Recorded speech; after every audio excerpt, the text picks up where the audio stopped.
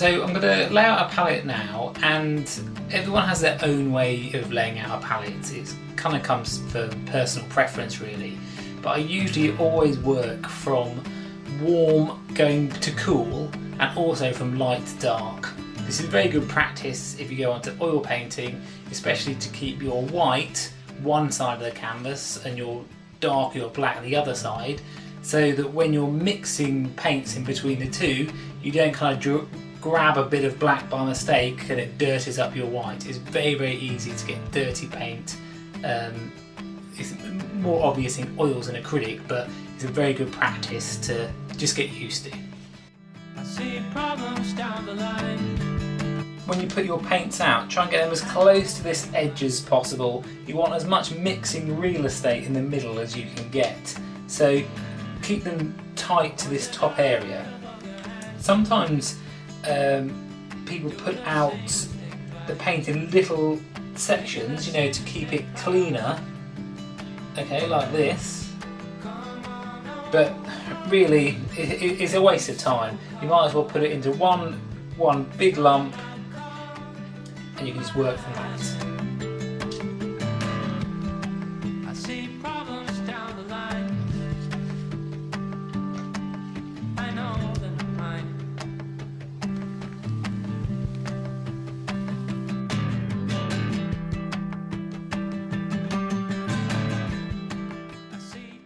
So this is a full spectrum of colours that we'll be using. With these 5 colours you can create about 90% of the colours you're ever using painting.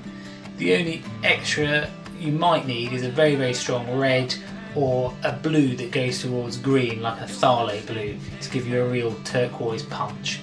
So here we've got titanium white, cad yellow light, this is the brightest cad yellow you can get, alizarin crimson permanent. You've got to make sure it's the permanent one, because other alizarin crimson can be a bit fugitive and can lose their permanence over time. If you look at any of Gainsborough's portraits, you'll see often they're very grey, and it's because the colours that he used weren't permanent pigment colours. These all will stand the test of time.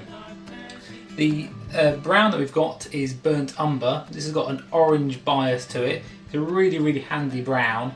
Also, if you go into oil paintings, burnt umber dries very quickly, very flat, great for underpainting. And here we've got an ultramarine blue, sometimes called French ultramarine, but is a good solid blue with a good amount of coverage. Often when I'm first starting laying out my canvas and blocking it in, I won't worry about these two because they can be distracting. So I'll just put out ultramarine blue, the burnt umber and the white, and try and do as much as I can with those to get the tone of the painting. This is so important. Your tone, as in how light or how dark areas in your painting, is way more important than the colours. Colours kind of come later.